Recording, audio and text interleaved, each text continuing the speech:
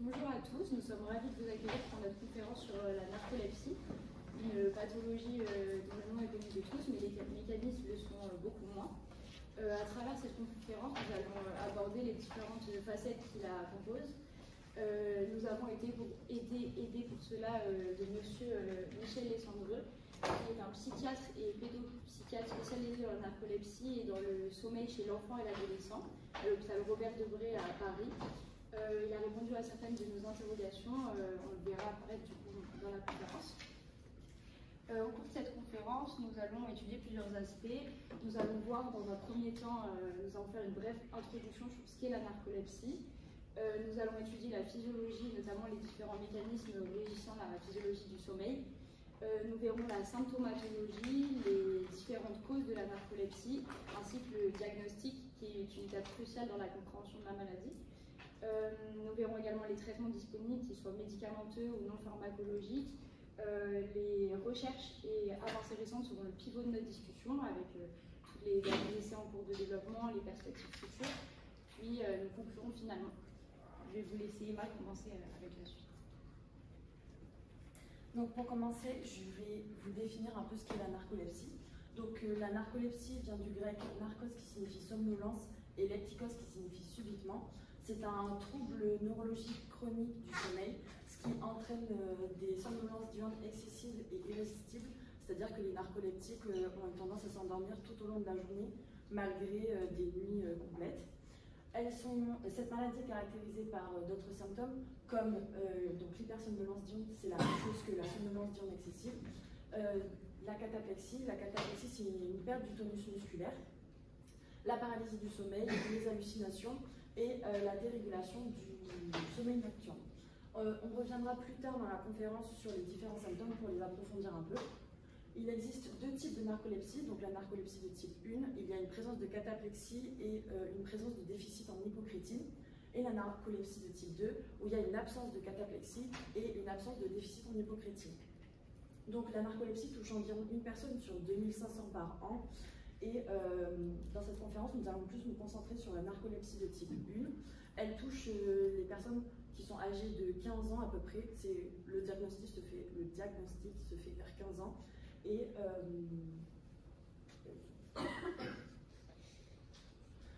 donc maintenant, on va passer à l'historique. Donc c'est M. Gélineau qui, en 1880, caractérise la maladie comme, par des épisodes de somnolence excessive. En 1922, c'est M. Nestefal qui est un psychiatre allemand qui va définir la narcolepsie comme, qui va dire que la cataplexie c'est un symptôme qui est distinct de la narcolepsie. Ensuite, en 1960 et 1970, il y a des études qui révèlent qu'il y a des problèmes dans le cycle du sommeil. Ensuite, en 1983, ce sont des chercheurs qui ont découvert une association génétique forte avec le marqueur du système HLA, donc Human Leukocyte Antigen. En 1999, on identifie enfin la cause de la narcolepsie. Donc c'est un dysfonctionnement des neurones L-hypocrétine. Et des années 2000 à nos jours, on s'est plus concentré sur les domaines comme la neurobiologie, l'immunologie et la génétique, mais aussi sur le développement de certains médicaments pour améliorer la qualité de vie des narcoleptiques. Donc, au niveau de l'impact sur la vie quotidienne, la somnolence diurne peut entraîner des difficultés de concentration sur le travail, donc rendre un travail de moins bonne qualité. Ça augmente aussi considérablement le risque d'accident, puisqu'on est plus favorable à s'endormir au volant qu'une personne qui est normale. Et ça entraîne aussi des difficultés à pratiquer une activité sportive régulière, ce qui peut favoriser l'obésité chez les personnes atteintes de narcolepsie, puisqu'il est important de pratiquer une activité physique régulière. Et aussi, la somnolence diurne excessive peut entraîner de l'obésité, puisque le sommeil agit sur notre métabolisme. La cataplexie entraîne des difficultés à participer à des événements professionnels ou sociaux, et ça augmente aussi le risque d'accident de la route. Et la narcolepsie peut entraîner des problèmes d'émotion, surtout liés à la gestion des symptômes, ce qui peut entraîner de l'anxiété et de la dépression. La narcolepsie nécessite un suivi médical qui est régulier avec la mise en place de siestes qui sont programmées dans la journée et des stratégies pour minimiser les risques associés à la maladie. Donc l'objectif de la conférence, c'est surtout de vous faire comprendre que c'est une maladie qui est liée à un trouble médical qui est réel et non à une simple paresse. On va mettre aussi en lumière les dernières avancées dans la gestion et l'amélioration des symptômes et vous montrer les derniers essais cliniques et les médicaments en phase d'essai. Donc dans un premier temps, je vais commencer par vous parler de la physiologie qui est importante pour comprendre la narcolepsie. Donc dans un premier temps, on va se demander à quoi sert notre sommeil. Donc notre sommeil, c'est un processus qui est assez complexe, mais qui est vital pour notre organisme, et qui est impliqué dans plusieurs fonctions. Donc dans un premier temps, notre sommeil va permettre une récupération physique de notre corps. Donc pendant ce sommeil, notre corps va permettre de récupérer et on va réparer toutes les lésions qui ont pu être faites pendant la journée. Donc par exemple, réparer les muscles ou les tissus. Ensuite, notre sommeil va permettre de maintenir nos fonctions cognitives. Donc tout ce qui est mémoire, apprentissage, distinction et prise de décision. Et selon les phases de sommeil que je vous détaillerai par la suite, on distinguera la mémoire déclarative, qui est tout ce qui est la prise de connaissance, et la mémoire procédurale, qui est tout ce qui est sur la motricité. Ensuite, notre sommeil va permettre de maintenir notre équilibre hormonal, car pendant le sommeil, plusieurs hormones sont régulées qui sont essentielles à notre organisme. Il y a notamment la leptine, qui est essentielle pour la régulation de l'appétit, le cortisol pour le stress, ou encore d'autres hormones de croissance, surtout nécessaires pendant l'adolescence et l'enfance.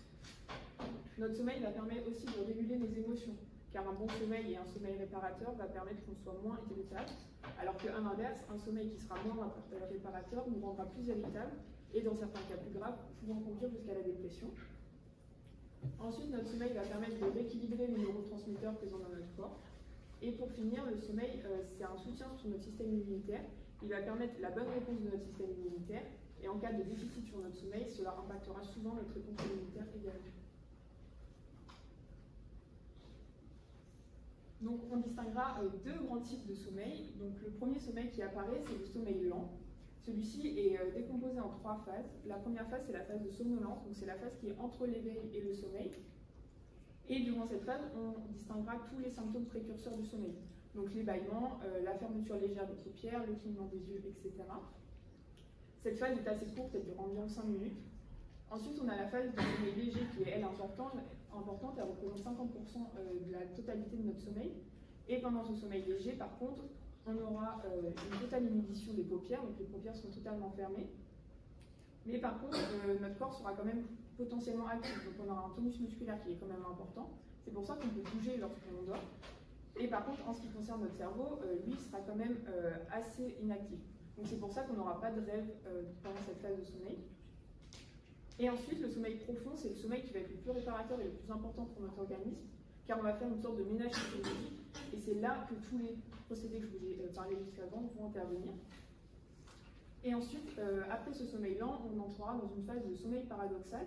Donc ici, il n'y a qu'une seule phase, et au contraire du sommeil lent, ici on a une inhibition du tonus musculaire, donc c'est-à-dire que le corps va être totalement inerte, et on aura une diminution des fonctions végétatives, donc tout ce qui est fréquence cardiaque et diminution de la température. Et par contre, même si ici on a une inhibition du tonus musculaire, le cerveau sera quand même potentiellement très actif, et c'est pour ça qu'on aura beaucoup de rêves. Et pendant ces rêves, on aura aussi des mouvements des paupières. Et en fait, les mouvements des paupières vont répondre à l'intensité de ces rêves en clignant des yeux. Et c'est pour ça qu'on appelle le sommeil paradoxal REM, Rapid Eye Movement. Et ce sommeil paradoxal représente en principe 20% de la durée totale de notre sommeil.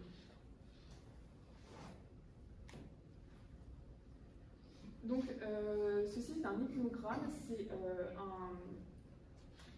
un diagramme qui vous permet de visualiser les différentes phases du sommeil en fonction de l'heure et en fonction de l'intensité électrique du cerveau.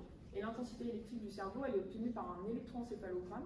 Donc c'est comme un ECG, mais au niveau du cerveau. Donc on va disposer des électrodes autour de la tête du patient que l'on va relier à un ordinateur, et ça va prendre l'activité électrique du cerveau pendant toutes les phases de sommeil, donc pendant environ ici 7 ou 8 heures pendant une nuit.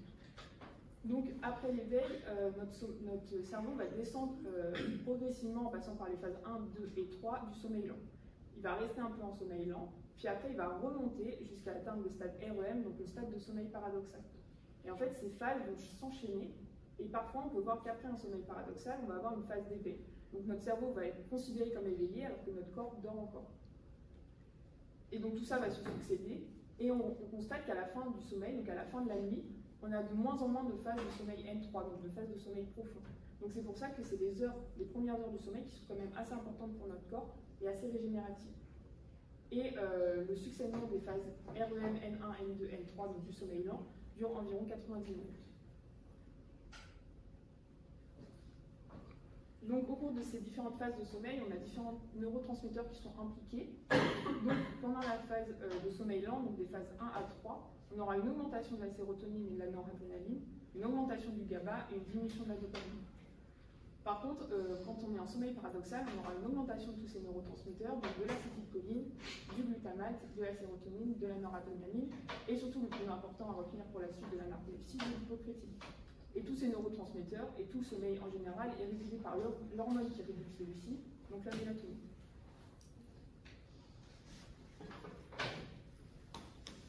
Maintenant, on va s'intéresser aux neurones qui sont impliqués dans la narcolepsie. Il faut savoir qu'il a été démontré que la narcolepsie de type 1 elle est due au dysfonctionnement des neurones à l'hypocrétine, qui sont localisés dans l'hypothalamus, mais on a d'autres neurones qui sont impliqués dans la narcolepsie, notamment les neurones histaminergiques, les neurones sérotonergiques, les neurones noradrénergiques et les neurones dopaminergiques. Donc je vais donner les rôles spécifiques à chacun brièvement. Pour commencer, les neurones histaminergiques, en fait, ils sont la voie de projection des neurones à l'hypocrétine. Les neurones à l'hypocrétine vont agir sur les neurones histaminergiques. Et puis, on a remarqué que dans les cas de narcolepsie, on avait une augmentation notable des neurones histaminergiques. Donc, pour les neurones sérotonergiques qui sont également impliqués dans la narcolepsie, ils vont en fait posséder des récepteurs à l'hypocrétine qui vont recevoir une forte innervation des neurones à l'hypocrétine, ce qui va mener à une dépolarisation de ces neurones-là, qui sont impliqués dans la régulation veille-sommeil, donc dans la narcolepsie. On a également les neurones noradrénergiques qui sont impliqués dans la narcolepsie. Ces derniers, ce sont des candidats probables de la mise en place des cataplexies, parce qu'en fait, on a remarqué lors d'études que l'administration de médicaments, de drogues qui augmentaient le tonus noradrénergique, allait supprimer drastiquement les cataplexies et que, au contraire, les bloqueurs noradrénergiques allaient aggraver les symptômes. D'où leur implication dans la narcolepsie. Et pour finir, on a les neurones dopaminergiques qui sont également impliqués. En fait, ils vont avoir une implication privilégiée avec les neurones à l'hypocrétine parce que 20% des afférences qui vont des neurones à l'hypocrétine vont aller toucher ces neurones dopaminergiques et ces afférences sont d'origine hypocrétinergique. Et puis aussi, on a remarqué, des études psychologiques ont montré qu'une modulation spécifique des récepteurs dopaminergiques, que ce soit les récepteurs D1 ou les récepteurs D2, allait avoir une influence sur les symptômes de la narcolepsie, que ce soit la cataplexie ou les somnolences diurnes excessives. Donc en fait, tous ces neurones-là vont être impliqués dans la narcolepsie, même si leur réelle contribution au phénotype de la narcolepsie n'est pas encore très bien connue, parce que c'est des mécanismes qui sont compliqués à comprendre, mais tout part des neurones à l'hypocrétine et découle sur les autres neurones. Donc les neurones à l'hypocrétine sont les principaux acteurs de la narcolepsie. Donc ces neurones sont impliqués dans diverses fonctions. On les retrouvera dans la régulation de l'appétit ou encore du divers métabolisme. Mais leur fonction principale, c'est la régulation du cycle veille-sommeil. Ils sont impliqués dans deux mécanismes qui sont un peu opposés. C'est que d'un côté, ils vont permettre de maintenir l'état de vigilance et l'état d'éveil du patient. Et d'un côté aussi, il va permettre de réguler l'entrée du patient en sommeil paradoxal. Donc d'un côté, les neurones à l'hypocrétine vont permettre de maintenir l'éveil, et d'un autre côté, ils vont permettre de réguler l'entrée pendant les phases de sommeil.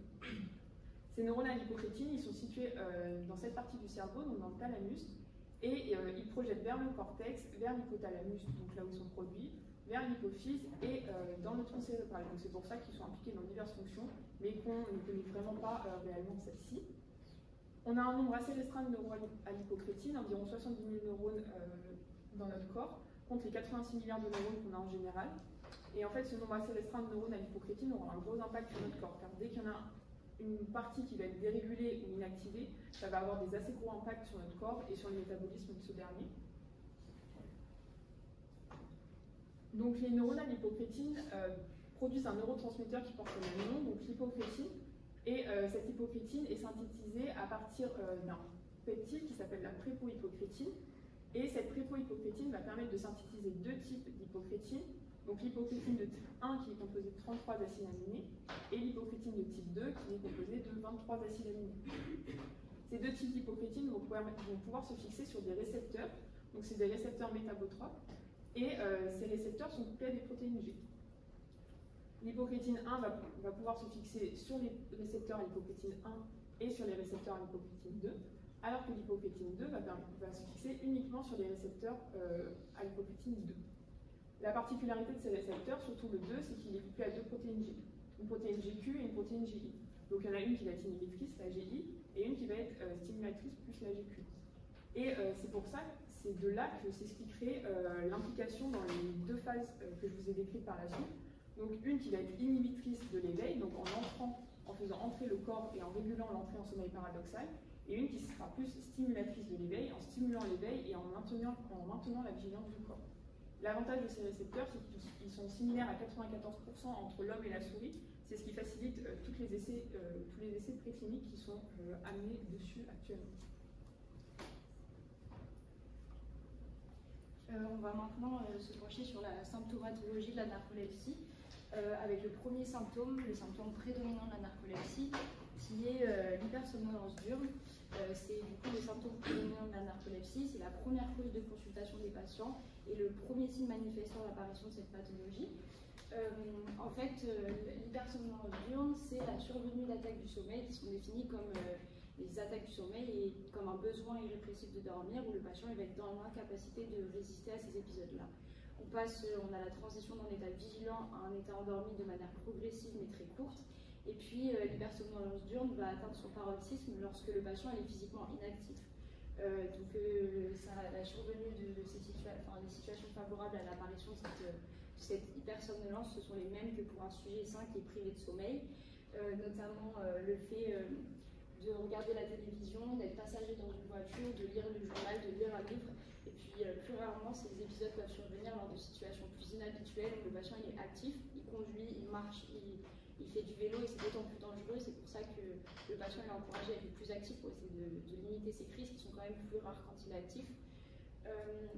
La somnolence diurne excessive, elle est plutôt stable dans le temps au fur et à mesure des années, même si elle peut varier selon les périodes, selon les semaines, selon les mois. Et puis elle est plus définie par une tendance à l'endormissement que par une augmentation de la durée totale du sommeil, puisqu'en fait, bien que les patients s'endorment à toute heure de la journée, leur durée totale de sommeil est similaire à celle de patients. Et donc cette hypersomnolence diurne, elle est nécessaire au diagnostic de la narcolepsie, mais elle n'est pas spécifique de cette pathologie parce qu'on la retrouve dans le syndrome de Kleine-Levin, dans les hypersomnies diurétiques, les apnées obstructives du sommeil. Emma va vous parler du prochain symptôme. Donc ensuite nous avons la cataplexie qui est une perte du tonus musculaire, ce qui entraîne une faiblesse musculaire et dans les cas les plus graves, une paralysie du corps temporaire. Les épisodes de cataplexie sont déclenchés par des émotions qui sont fortes, comme par exemple la joie, la colère, l'excitation. Ces épisodes de cataplexie sont plutôt brefs, donc d'une durée de quelques secondes à quelques minutes. Et une fois l'épisode terminé, les personnes reprennent leur force musculaire normale. La fréquence de ces épisodes peuvent varier d'une personne à l'autre. Ça dépend de la narcolepsie qui touche le patient. Ça peut aller de une fois par an à quelques jours, une fois par jour.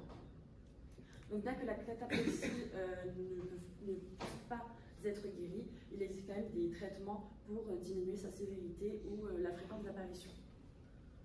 Maintenant, Léa va vous présenter le prochain symptôme. Donc on a aussi la paralysie du sommeil. La paralysie du sommeil elle est caractérisée par une perte du tonus musculaire, que ce soit à l'endormissement ou au réveil. Les patients ils vont être éveillés et conscients, ils vont avoir un mouvement oculaire et respiratoire intact, mais ils vont être dans l'incapacité de déplacer leurs membres, de parler, d'ouvrir les yeux. Et généralement les patients disent qu'ils ont l'impression de lutter pour pouvoir bouger, ce qui est logique. Et en fait, ce sont des expériences de courte durée qui vont durer quelques secondes et peuvent persister jusqu'à quelques minutes. Elles prennent fin suite à un stimuli extérieur, un stimuli extérieur, et elles vont être associées à des hallucinations hypnagogiques, ce qui les rend d'autant plus anxiogènes et pénibles. Et puis, cette paralysie du sommeil, elle va toucher de 25% à 50% des patients. Donc, c'est comme l'hypersomnolence du genre, c'est nécessaire au diagnostic de la narcolepsie, mais ce n'est pas non plus spécifique de la pathologie. Pour le dernier symptôme de la narcolepsie, donc ce sont, comme a dit Léa, les hallucinations hypnagogiques, mais aussi hypnopompiques. Donc les hallucinations hypnagogiques, ce sont des hallucinations qui arrivent entre la phase d'éveil et la phase de sommeil lent. Donc c'est généralement associé à un trop rapide endormissement.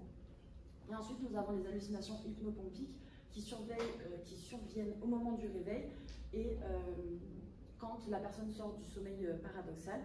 C'est souvent associé à un risque rapide un passage rapide du cycle de l'état de sommeil paradoxal au réveil. Donc ces hallucinations sont des images qui sont plutôt effrayantes, souvent associées à des sons qui sont forts et qui peuvent effrayer la personne qui les subit. Et elles sont très vives et très colorées. Donc ensuite, on va passer sur les causes de la narcolepsie, en tout cas les causes connues. Donc actuellement, on sait que la narcolepsie est due à un déficit en hypocrétine, donc au neurotransmetteur que je vous ai présenté juste avant. Ce déficit en hypocrétine, il est associé à une narcolepsie de type 1, donc une narcolepsie avec cataplexie. Et lorsqu'un patient est narcoleptique, dans son cerveau, il va y avoir une destruction ou une inactivation, tout dépend des chercheurs et de ce qu'on en dit, des neurones à l'hypocrétine dans l'hypothalamus. Du coup, cette destruction, cette inactivation va diminuer considérablement le taux du neurotransmetteur associé, donc l'hypocrétine. Cette diminution d'hypocrétine va totalement déréguler notre cycle de veille-sommeil et contredire tout ce qui est régulé. Donc on va avoir ici une diminution de l'état de vigilance et de l'état d'éveil et une augmentation ou dérégulation de l'entrée en sommeil paradoxal. C'est pour ça que les personnes atteintes de narcolepsie vont pouvoir s'endormir à tout moment de la journée, car il va y avoir une dérégulation de la vigilance et de l'état d'éveil, et que surtout lorsqu'ils s'endorment, ils rentrent directement en phase paradoxale. Ils ne vont pas passer par toutes les phases de sommeil lent qu'une personne lambda passerait. Et en fait, cette entrée directement en sommeil paradoxal va totalement déréguler les personnes lorsqu'elles vont se réveiller. Elles vont se sentir totalement ailleurs et elles vont souvent être prises d'hallucinations ou paralysie. On considérera un taux d'hypocrétine diminué lorsqu'il est inférieur à 110 nanogrammes par litre de liquide céphalorachidien. Donc on va maintenant voir les facteurs génétiques. On va laisser pour cela parler le docteur Michel Lesandreux qui va vous les expliquer, et puis après j'enchaînerai sur les facteurs environnementaux. Désolée pour les petites interruptions que je fais dans le... Et DQB1-0602, voilà. En fait, c'est quelque chose qui est porté chez de très nombreuses personnes. 30% de la population porte cette allèle. C'est le système HLA est là pour nous protéger contre les infections, les virus, les bactéries, etc. Donc c'est un système très spécifique qui va médier les lymphocytes, donc toute la défense immunitaire. Mais quand on a cet allèle particulier, le 602, on est vulnérable, par exemple pour la narcolepsie. En revanche, si on a le 603, les protecteurs, c'est ça. On est protégé. Voilà, oui. On n'aura jamais de narcolepsie. Le 602, on peut l'avoir, 30% des gens l'ont, ils n'auront jamais de narcolepsie. Oui. Mais ils ont quand même une vulnérabilité. Par exemple, s'ils croisent un agent pathogène qui est peut-être susceptible de déclencher la maladie, s'ils sont 603, ça ne marchera pas, ils n'auront pas la narcolepsie. S'ils sont 602, oui, ils ont un risque qui est nettement plus élevé de le déclencher que s'ils n'ont pas cette allèle. S'ils ne sont pas 602, ils ne sont probablement pas narcoleptiques. Il y a quelques très rares cas où il y a des mutations, des choses comme ça, mais dans 98% des cas, c'est l'association la plus forte qu'on connaisse pratiquement en médecine humaine d'un gène avec une maladie. Donc voilà pour les facteurs génétiques. Il y a aussi des facteurs environnementaux qui rentrent en compte.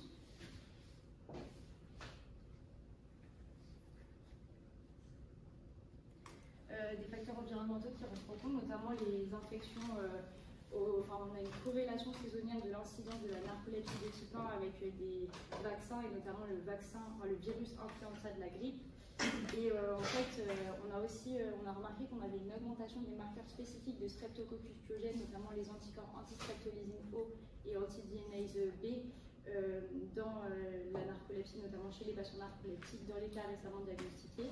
On a une étude chinoise qui a porté sur 629 patients et qui a montré vraiment un lien notable entre le développement de la narcolepsie et le vaccin influenza de la grippe. Donc il n'y a pas que des facteurs génétiques, mais aussi des facteurs environnementaux qui peuvent être à l'origine de la maladie.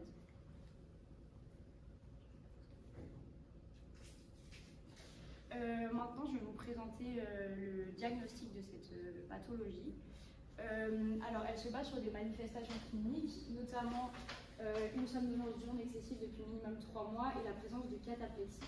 Les cataplexies, elles vont être difficiles à déterminer et c'est pour ça qu'on va réaliser des examens complémentaires, notamment un enregistrement polysomnographique et un test itératif de l'agence d'endormissement qu'on va appeler TIL. Enfin, je vais l'appeler TIL le long de la conférence pour que ce soit plus facile. Je vous ai mis ici un ensemble de 2 vidéos. On va d'abord se concentrer sur la partie supérieure. En fait, ici, on a un hypnogramme qui est le résultat de cet enregistrement polysomnographique dont Amandine vous en a parlé tout à l'heure. Et qu'est-ce qu'on remarque? On remarque que chez le patient narcoleptique et le patient B, on va avoir une augmentation des entrées en phase de sommeil paradoxal qui sont symbolisées par les petites barrettes noires foncées. Et on a 8 ici contre 4 seulement chez un sujet sain, donc beaucoup plus d'entrées en phase de sommeil paradoxal chez un patient narcoleptique. Et puis, on remarque aussi dans les résultats de TIL, de cet examen ici, qu'on a des entrées en phase de sommeil paradoxal comme pour l'hypnogramme chez les patients narcoleptiques, alors que ce n'est pas normal sur un bref examen comme ça. C'est pour ça que normalement, on ne devrait pas en avoir si le patient a bien dormi la nuit précédente. Donc cet examen est très dépendant aussi de la polygraphie de la nuit, du sommeil de la nuit précédente. Et puis on remarque aussi sur cet examen, et c'est ça qui est intéressant, qu'on a une latence moyenne d'endormissement qui est nettement inférieure pour le patient narcoleptique que pour le patient sain. Il est inférieur à 8 minutes à peu près ici et largement supérieur chez le sujet sain. Maintenant, on va parler un petit peu de cet examen qui est le TIL. Le TIL, c'est un examen qui se base sur l'idée que plus le patient est somnolent, plus il s'endort rapidement. Et c'est un examen qui est fait de 5 sessions, espacées de 2 heures, qui se porte sur une journée entière, où le sujet est invité à s'endormir. Chaque test s'arrête après 15 minutes si le patient s'est endormi et 20 minutes si le patient ne s'est pas endormi. Une entrée en phase de sommeil paradoxal est définie par l'apparition de ce stade après les 15 minutes d'endormissement. Et puis, donc ça c'est le TIL qui est nécessaire au diagnostic de cette narcolepsie. Et puis en fait, des critères de latence ont été établis pour pouvoir juger si la somnolence est normale ou anormale. Et on a remarqué que si on a une latence moyenne qui est inférieure à 8 minutes, ça signe une somnolence anormale. Si la latence moyenne est inférieure à 5 minutes, ça signe une somnolence sévère. Et si la latence moyenne est inférieure à 8 minutes avec une entrée en phase de sommeil paradoxal entre 2 à 5 fois, c'est typique de la narcolepsie. Le patient sera narcoleptique. On peut réaliser, on se doit de réaliser également une mesure du taux d'hypocrétine 1, qui est le neuropeptide dont Amandine clairement nous a présenté tout à l'heure. Pour cela, on va faire un dosage par immunoréactivité dans le SR, liquide céphalorachidien, maintenant c'est le cérébrospinal. Les valeurs, donc ça permet la discrimination de la narcolepsie de type 1 et de type 2, puisque la type 2 n'a pas de déficit en hypocrétine.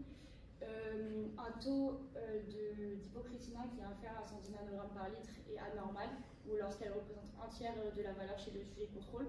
Et par contre, lorsque la valeur est supérieure à 200 nanogrammes par litre, c'est tout à fait normal. Donc ça va permettre aussi de savoir si on a un patient, c'est ce qui permet de diagnostiquer également.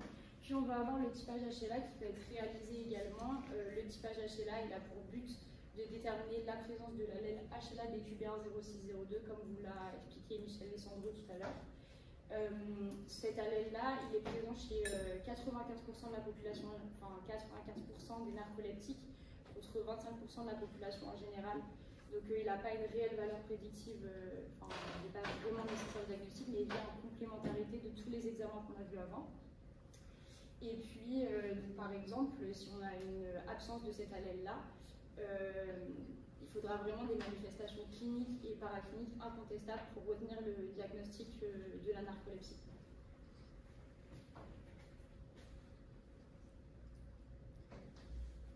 Donc ensuite, je vais vous présenter les traitements disponibles pour traiter la narcolepsie. Donc actuellement, on n'a pas de traitement, donc de médicaments curatifs, c'est que des traitements symptomatiques. Et on est chanceux, on a quand même assez de traitements, et tous ces traitements vont permettre de traiter des symptômes bien particuliers. Mais pour ça, je vais laisser Michel Le Centreux vous expliquer.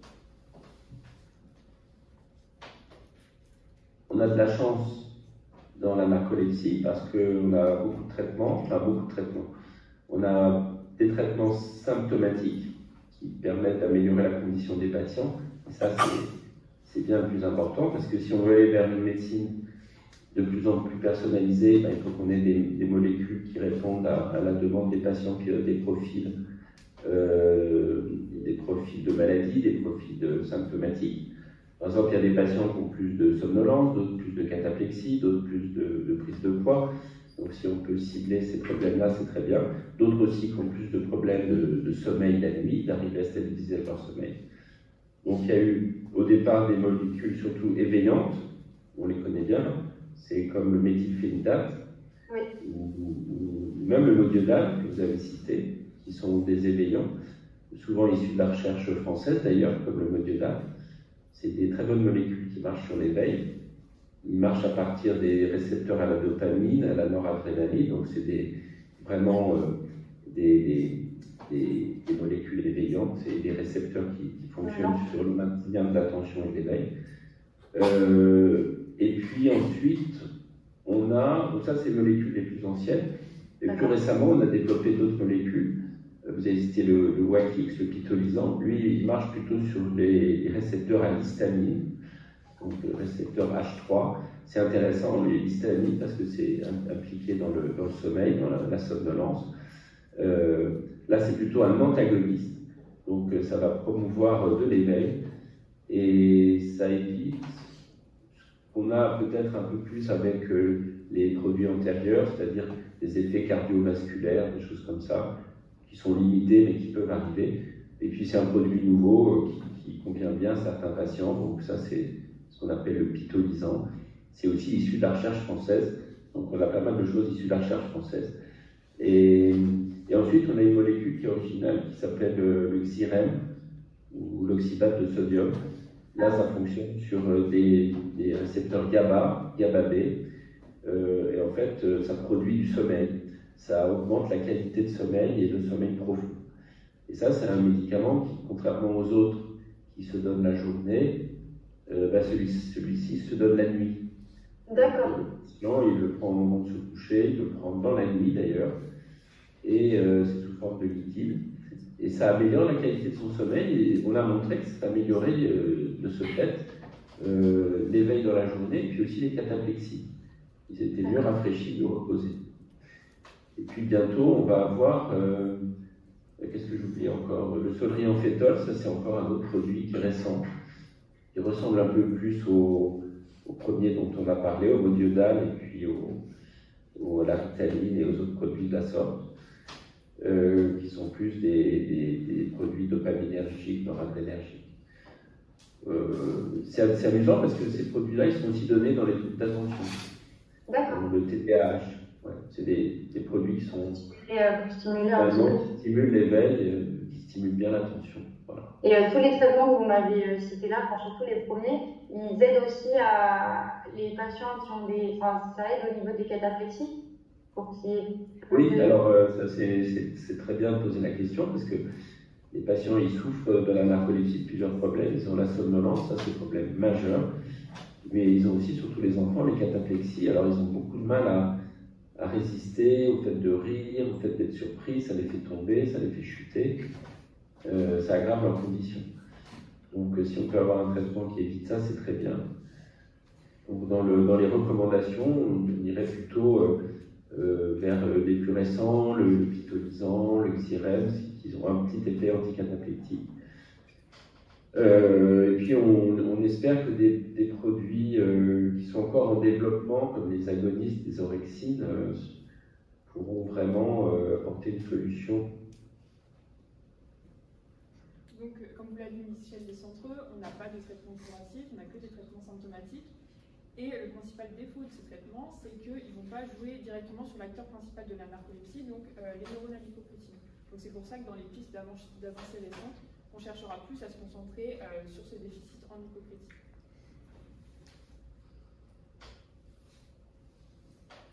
après, on a aussi des approches qui sont thérapeutiques mais non pharmacologiques. Donc les narcoleptiques peuvent éventuellement soigner leur alimentation, vu que la somnolence, disons le fait qu'ils ne dorment pas assez et mal, entraîne souvent de l'obésité chez les narcoleptiques. Donc il est important d'avoir une alimentation qui est équilibrée.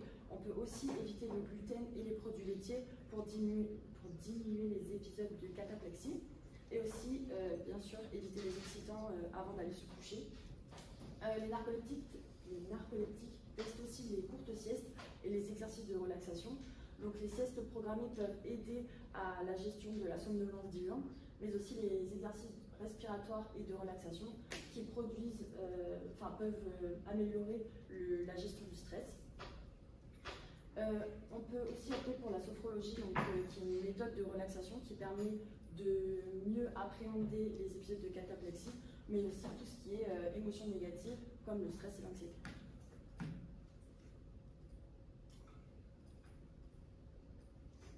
Donc maintenant, on va se concentrer sur les nouvelles recherches et avancées cliniques. Donc, je vais commencer par vous parler d'une étude qui a été faite. En fait, à l'heure d'aujourd'hui, on avait un unique indicateur, c'était l'hypocrétine 1. Et la méthode employée, c'était l'immunohistochimie. On utilisait des anticorps, on ciblait des sections de l'hypothalamus pour voir si ces sections-là contenaient des neurones à l'hypocrétine, ou sinon on utilisait la PCR pour évaluer l'expression de l'ARN messager du gène. Mais on a essayé de trouver un autre marqueur qui pourrait nous aider dans le diagnostic de cette narcolepsie-là. Et on a une étude comparative qui a été faite sur 2 souris. Une souris avec le gène désactivé et une souris avec le neurone détruit.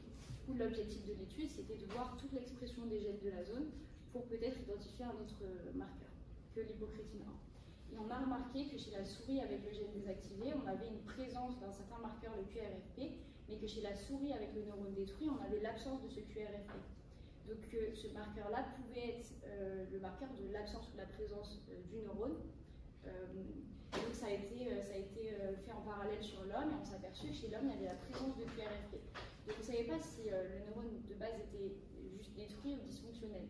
Et ça a permis de révéler que le neurone était présent, mais que du coup le gène était dysfonctionnel sur le neurone. Donc 2 causes plausibles à cela, que le gène soit dysfonctionnel, c'était soit que le gène était muté, mais ça s'est avéré faux, enfin le gène n'était pas muté. Donc c'est forcément une altération épigénétique. L'épigénétique qui est une altération des caractères et des modifications portées non pas par le gène. Et cette étude-là, elle a pu aboutir au fait que si on arrive à résoudre cette altération génétique, on pourrait peut-être guérir les patients narcoleptiques. Bon, après, c'est compliqué à faire, donc des études vont être menées. On a aussi, dans les dernières découvertes scientifiques, on a tenté de produire des neurones à l'hypocrétine à partir de cellules souches et de les réimplanter dans l'hypothalamus. Donc la réimplantation dans l'hypothalamus, elle s'est avérée infructueuse, mais par contre, on a tenté une réimplantation dans le raphet dorsal où se trouvent les neurones sérotonergiques dont je vous ai parlé tout à l'heure. Et ça s'est avéré, ça a supprimé les cataplexies. Donc en fait, cette thérapie cellulaire qui vise à compenser le manque de cellules peut être prometteuse. Par contre, il faut bien choisir le site de réimplantation et aussi le faire tôt pour que les connexions neuronales elles soient faites le plus précocement possible et pour que ça marche. D'ailleurs, il me semble que ça a été fait dans Parkinson avec les neurones à la dopamine. Le problème, c'est que c'est très invasif. Et pour une pathologie comme la narcolepsie, c'est comme la thérapie génique, on utilise des virus pour exprimer l'hypocrétine. Ça nécessite une injection chirurgicale de cellules dans le cerveau et c'est très invasif pour une pathologie telle que la narcolepsie, alors qu'à côté on a des affections comme Parkinson, Alzheimer, la sclérose. Et puis, dernière grande découverte actuelle, en fait, on développe des traitements, Amandine et Emma vous en parlera, mais ce sont des agonistes en fait pour remplacer, vu qu'on est déficitaire, les narcoleptiques sont déficitaires en hypocrétine, on veut remplacer l'hypocrétine par des agonistes qui viendraient se fixer à la place de cette hypocrétine qu'on n'a pas. Le problème, c'est que ces agonistes, ils ont une trop grande affinité pour les récepteurs et du coup, ils vont induire une désensibilisation. On a plusieurs formes de désensibilisation. On a la diminution de la fabrication des récepteurs pour éviter une stimulation et l'internalisation des récepteurs, pareil pour éviter une surstimulation ou une stimulation future. Le problème, c'est que la cellule, elle va plus répondre aux stimuli et que cette désensibilisation va induire une désactivation et compromettre tout le système cellulaire. Donc en fait, on essaye de développer des molécules qui n'auraient pas une trop grande affinité parce que sinon, désensibilisation et donc pas de réaction et pas de traitement.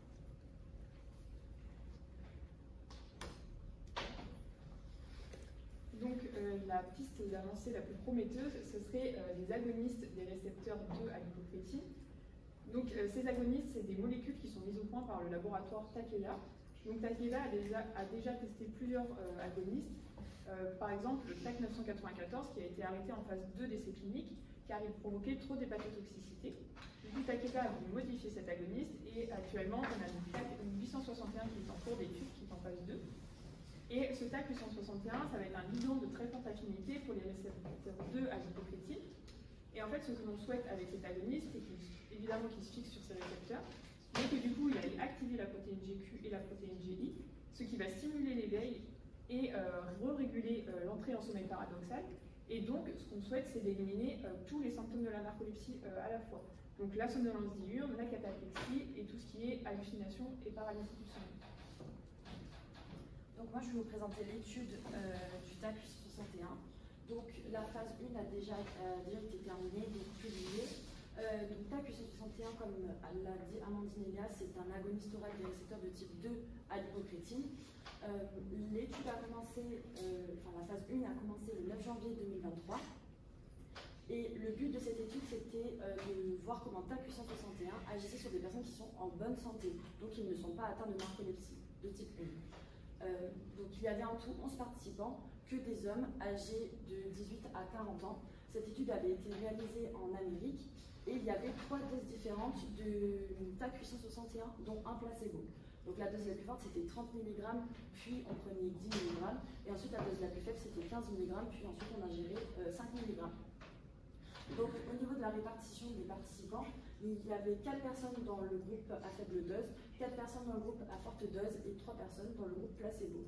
Il faut savoir que les participants ne sont pas au courant du groupe dans lequel ils ont été affectés tout au long de l'étude. Et les doses administrées sont de 8 à 12 semaines ou à 23h et à 3h du matin. Donc au niveau des résultats, les deux critères d'évaluation, c'est le Maintenance of Wakefulness Test. C'est un test de maintien à l'éveil. Donc le but, c'est les patients restent inclinés dans une pièce peu éclairée sans rien faire et il faut rester éveillé le plus longtemps possible. Donc il y a eu 11 participants inscrits sur l'étude, mais il n'y a eu que 10 participants à l'étude. Enfin, en tout cas, à la fin de l'étude, il y a un participant qui a arrêté l'étude au milieu. On a pu relever que 8 des 10 personnes ont eu une somnolence diurne qui a diminué, donc un maintien à l'éveil qui a augmenté. Et parmi ces 10 participants, il y a 3 participants qui ont eu des effets secondaires. L'effet secondaire, c'est une envie urgente d'aller uriner. Donc ça n'a pas été considéré comme un effet indésirable de la phase 1. Donc TAK 861 offre un profil quand même de sécurité qui est favorable. Ça n'a pas entraîné de décès ou de maladie causée par TAK 861.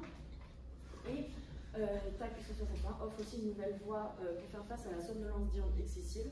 Et cette étude a été acceptée pour une phase d'essai clinique 2 qui est actuellement en cours. Donc on n'a pas de résultats pour cette phase.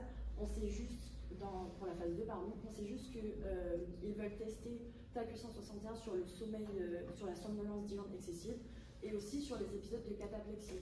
Donc ça ne concerne que la narcolepsie de type 1. Cette fois-ci, il y a environ 100 participants, hommes et femmes mélangés, avec, ils sont âgés de 16 à 70 ans. L'étude, c'est Amérique du Nord, elle est réalisée en Amérique du Nord, en Europe et en Asie. Il y a 5 doses différentes de TAK 861, dont un placebo. Donc au niveau de la répartition des participants, on ne sait pas comment ils sont attribués aux doses, ni combien sont attribués aux doses. On sait juste qu'il y a 4 doses de TAK 861, donc sûrement de la dose la plus forte à la dose la plus faible, mais aussi un placebo. Et les doses sont toujours administrées pendant 8 à 12 semaines, juste on ne sait pas quand est-ce qu'elles sont administrées, à quelle fréquence elles sont administrées. Et l'essai clinique se terminera le 29 mai 2024. Donc pour l'instant, on n'a pas les résultats de cette phase d'essai clinique. Donc, à l'issue de ces résultats de la deuxième phase d'essai clinique, on aura deux possibilités. Soit les résultats vont être décevants et l'essai clinique va être arrêté, soit les résultats vont être prometteurs. Donc on va considérer que ceux-ci vont être plutôt prometteurs. Donc si ces résultats sont prometteurs, TAC 861 va pouvoir rentrer en phase 3 d'essai clinique. À l'issue de cette phase 3 d'essai clinique, on aura donc des résultats. Et la différence de cette phase 3, c'est que l'effectif va être plus grand, ça va être plusieurs milliers de personnes, et elle va aussi être plus longue. Donc ça va être au minimum 2 ans, normalement. Et cette étude de phase 3 va permettre d'étudier le rapport bénéfice-risque du médicament, comparé par exemple à d'autres médicaments qu'on utilise déjà, en les couplant par exemple si le patient a plusieurs symptômes. Donc si ces résultats sont recevables et acceptés, TAC 861 pourra avoir une autorisation de mise sur le marché, donc une ouverture de ce traitement. Et à la fin de cette phase 3 qui se terminerait par une autorisation de mise sur le marché, TAC 861 va pouvoir rentrer en phase 4, qui est la dernière phase d'essai clinique, où là on va encore augmenter le nombre d'effectifs de patients pour vraiment tester et regarder tous les effets secondaires qui peuvent être créés, même sur la plus petite part de population. Donc il y a ensuite des limites à ces essais cliniques. Donc souvent c'est le nombre de participants, parce que la narcolepsie c'est une maladie qui est quand même rare ou très peu diagnostiquée. Donc souvent le nombre de participants à l'étude est faible. Ensuite, le problème aussi c'est que le groupe témoin qui reçoit le placebo n'est pas au courant qu'il le reçoit. Donc il peut penser qu'il reçoit le groupe à forte dose et ce qui peut influencer psychologiquement les symptômes de la narcolepsie. Ensuite, souvent les essais cliniques sont trop courts. On ne peut pas voir ce que, par exemple, TAC 861 fera sur 10 ans au niveau du corps.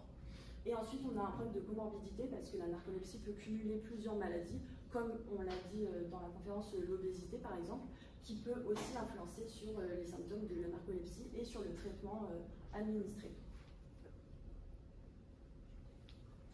Donc, pour conclure, la narcolepsie, c'est un trouble du sommeil qui est dû au dysfonctionnement des neurones à l'hypocrétine. Donc elle est due aussi, elle est due à des facteurs génétiques associés au système immunitaire, mais aussi des facteurs environnementaux tels que le virus de la grippe et la vaccination qui lui est associée. On aura aussi une association notable avec des syndromes, un syndrome notamment métabolique prédominant, c'est une prédisposition à la prise de poids. Les symptômes associés sont des épisodes de somnolence diurne excessive, des cataplexies dues à des émotions trop vives, des hallucinations hypnagogiques au début du sommeil et une paralysie du sommeil. Actuellement, on fait des traitements plutôt ciblés sur la gestion des symptômes, mais à l'avenir, on va essayer de développer, on est en train d'essayer de développer des symptômes qui seraient plutôt ciblés sur la restauration des fonctions hypocrétinergiques, vu que les narcoleptiques ont des récepteurs, ont des neurones dysfonctionnels. Les programmes de neurosciences vont aussi essayer de, vu qu'on connaît de mieux en mieux la physiopathologie de la narcolepsie, qui est une maladie quand même complexe, on va essayer de cibler vers des traitements plus spécifiques de la maladie, comme les agonistes, qui peut-être pourront guérir les narcoleptiques, donc ça on le verra à la fin suivant les essais cliniques qui ne tarderont à arriver. Voilà. Donc, merci de nous avoir écoutés pour cette présentation. On remercie Michel Le Sandreux d'avoir participé à notre conférence en étant interviewé et en ayant répondu à nos questions. On remercie aussi le professeur Mehdi Tafti qui a aussi été interviewé mais qui ne voulait pas passer sur la conférence. Donc, il a quand même répondu à certaines de nos questions et il nous a permis d'approfondir notre sujet. Et on remercie aussi Madame Hick et Madame Lebois pour le suivi de cette conférence.